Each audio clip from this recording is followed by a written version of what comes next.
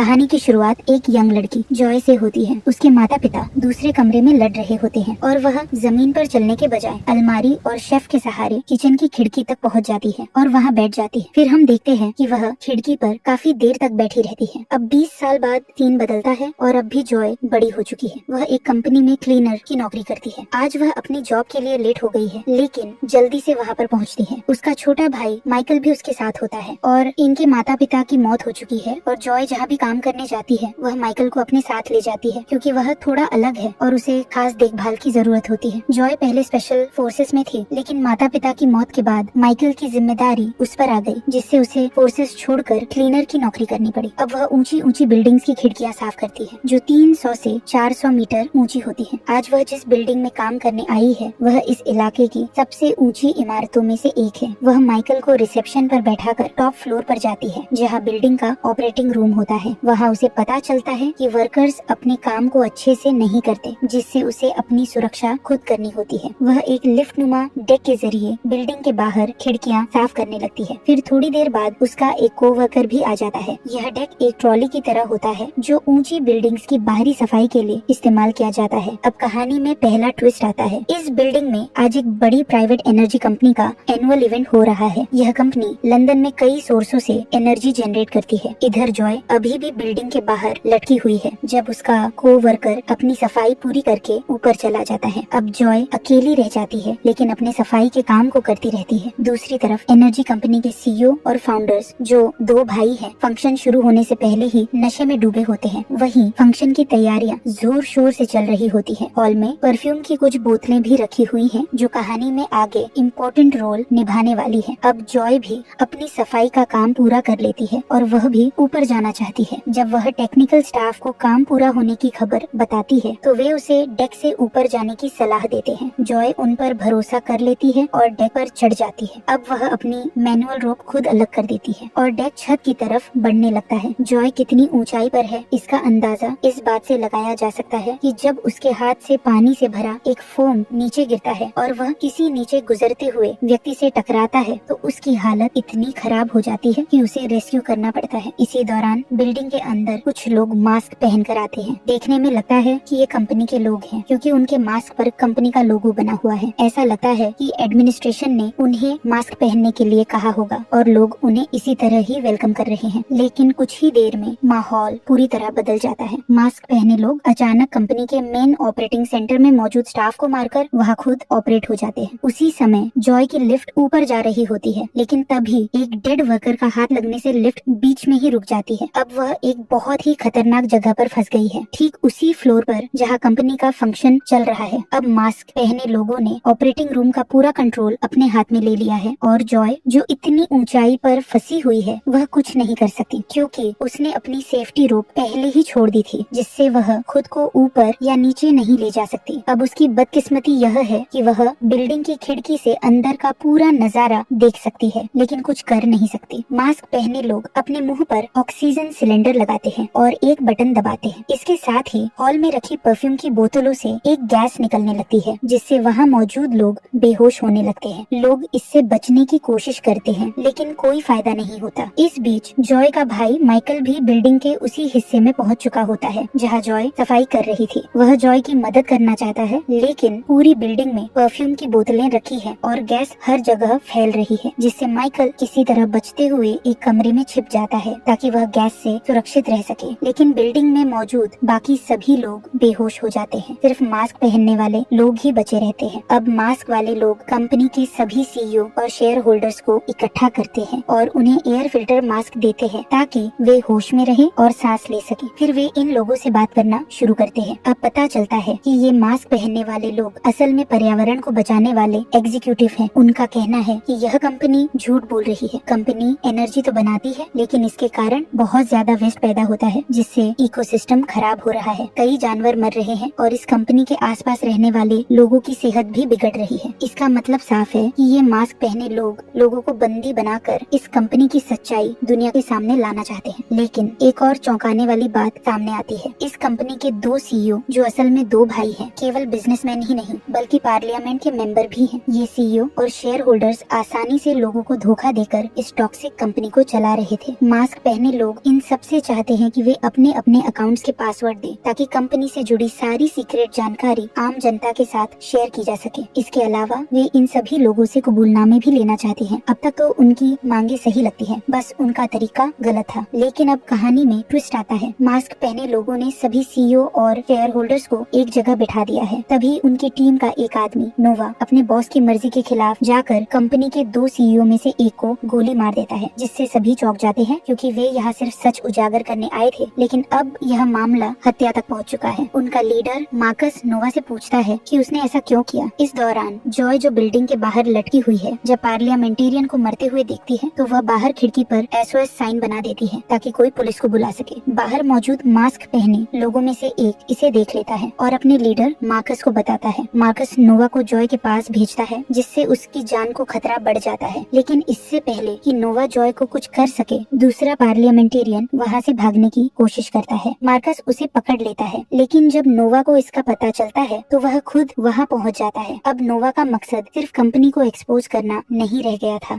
बल्कि वह कंपनी के लोगों से ही नफरत करने लगा था। अब एक और बड़ा ट्विस्ट सामने आता है, क्योंकि नोवा मार्कस को गोली मार देता है। मरने से पहले मार्कस उससे पूछता है कि उसने ऐसा क्यों किया। नोवा बताता है कि वह एंटी ह्यूमन है, वह इंसानियत से ही नफरत करता है। उसके लिए यह सिर्फ कंपनी को खत्म करने का मिशन नहीं था, बल्कि वह चाहता है कि इंसानों की जनसंख्या ही कम कर दी जाए। अब तक मास्क पहने लोगों में से कुछ मार्कस के सपोर्टर थे, लेकिन जब उन्होंने देखा कि नोवा ने अपने ही लीडर को मार दिया तो उनमें से कुछ उसकी एंटी ह्यूमन सोच को फॉलो करने लगते हैं और बाकी बचे लोगों को भी मार देते हैं। अब नोवा जॉय की तरफ बढ़ता है। जॉय अब भी बिल्डिंग के बाहर खिड़की पर लटकी हुई है। अंदर उसका भाई माइकल छुपा हुआ है। नोवा खिड़की के अंदर खड़ा है और जॉय बाहर है। जॉय के पास अब एक मौका बचता है, जिससे वह मार्कस की लाश की जेब से एक गन निकाल लेती है और नोवा की तरफ तान देती है। नोवा शांत रहता है और उसे बताता है कि उसने जॉय की पूरी मिलिट्री हिस्ट्री चेक की है। वह जानता है कि जॉय बेगुनाह लोगों को नुकसान नहीं पहुंचाएगी। फिर वह उसे ब्लैकमेल करने लगता है कि अगर जॉय ने उसे गोली मारी तो पूरी बिल्डिंग उड़ा दी जाएगी, क्योंकि उसने सभी बेहोश पड़े लोगों के शरीर पर बम फिट कर दिए हैं। फिर वह एक बेहोश महिला के सिर पर गन रखता है और माइकल को भी मारने की धमकी देता है। उसके पास कोई चारा नहीं बचता, इसीलिए नोवा उसे अपनी गन नीचे की ओर करने को कहता है और बाहर सड़क पर गुजर रहे लोगों पर 7 राउंड फायर करने के लिए मजबूर करता है। अब पुलिस मौके पर पहुंच चुकी है। जॉय का बनाया हुआ SOS साइन देखकर वे पहले से वहां आ रहे थे, लेकिन जब उन्होंने देखा कि जॉय ने फायरिंग की है तो अब वे उसे आतंकी समझने लगे। पुलिस स्नाइपर उसे निशाने पर ले लेता है, लेकिन सीनियर पुलिस ऑफिसर जॉय को पहचान लेती है। वह जानती है कि जॉय एक एक्स मिलिट्री ऑफिसर है, इसीलिए वह आदेश देती है कि जॉय को अभी मत मारो। लेकिन बाकी पुलिस अधिकारी इस पर सहमत नहीं है और जॉय को शूट करने के लिए दबाव बनाने लगते हैं। इस बीच जॉय मार्कस की लाश से उसका फोन निकालती है और पुलिस हेल्पलाइन पर कॉल करती है। उसकी कॉल सीधे सीनियर पुलिस ऑफिसर को ट्रांसफर कर दी जाती है। जॉय पुलिस को पूरी सिचुएशन समझाती है कि बिल्डिंग के अंदर क्या चल रहा है। इस बीच किडनैप हुए लोगों के कन्फेशन रिकॉर्ड किए जा रहे हैं और ये रिकॉर्डिंग्स न्यूज चैनल पर भी दिखाई जा रही हैं। लेकिन जैसे ही पुलिस को नोवा के बारे में सारी जानकारी मिलती है, वे भी उसकी डिटेल्स न्यूज पर चला देते हैं। ऑपरेटिंग रूम में बैठी जी, जो नोवा के मकसद से अनजान थी, जब ये न्यूज देखती है तो उसे समझ आता है कि नोवा असल में क्या करने वाला है। अब सुपरिंटेंडेंट नोवा से बात करने की कोशिश करती है। कॉल ट्रांसफर होते ही नोवा धमकी देता है कि अगर उसे कुछ हुआ तो उसकी कलाई पर बंधा बैंड ऑटोमेटिक ट्रिगर हो जाएगा और बम से बंधे लोगों की जान चली जाएगी। उधर पुलिस सीक्रेट तरीके से बिल्डिंग में घुसने की कोशिश करती है, लेकिन नोवा कैमरे के जरिए उन्हें देख लेता है और जिस वैन में पुलिस आई थी उसमें लगे बम को ब्लास्ट कर देता है। अब न्यूज चैनलों पर ये रिपोर्ट आने लगती है कि आतंकवादियों ने कोई डिमांड ही नहीं रखी। अब नोवा जॉय को बातों में उलझाकर बिल्डिंग में एक और धमाका करने के लिए एक्सप्लोसिव नीचे भेजता है, लेकिन पुलिस ऑफिसर समय रहते जॉय को वार्न कर देती है, जिससे जॉय फौरन डेक को छोड़कर खिड़की के सहारे साइड में खिसक जाती है। फिर जैसे ही बम ब्लास्ट होता है, डेक गिर जाता है और सभी को लगता है कि जॉय मर गई है, लेकिन असल में जॉय खिड़की से लटक रही होती है। उसका भाई माइकल और एक पुलिस ऑफिसर उसे अंदर खींच लेते हैं, लेकिन अब नोवा को भी पता चल जाता है कि जॉय बिल्डिंग के अंदर आ चुकी है। अब नोवा को यहाँ से निकलने की जरूरत पड़ती है। उसने सभी किडनैप लोगों के कन्फेशन रिकॉर्ड करवा लिए हैं, लेकिन बिना किसी दिक्कत के बिल्डिंग से बाहर निकलने के लिए उसे नेगोशिएशन की जरूरत होगी। लेकिन वह नेगोशिएशन करने के बजाय अपनी टीम को जॉय को खत्म करने के लिए भेज देता है, यानी उसके पास यहाँ से निकलने का कोई सीक्रेट प्लान है और वह जितने भी लोग बच गए हैं उन्हें मारकर ही यहाँ से भागना चाहता है। अब जॉय भागकर एक कोने में छिप जाती है। जैसे ही नोवा की टीम उसे मारने के लिए आती है, जॉय उन पर भारी पड़ती है। वह एक एक्स मिलिट्री मिलिट्री विमेन है, तेज और फुर्तीली। फिर वह नोवा की टीम के कई लोगों को मार देती है। इस बीच नोवा एक वीडियो रिकॉर्ड करता है जिसमें वह अपने असली इरादे बताता है, जिसमें वह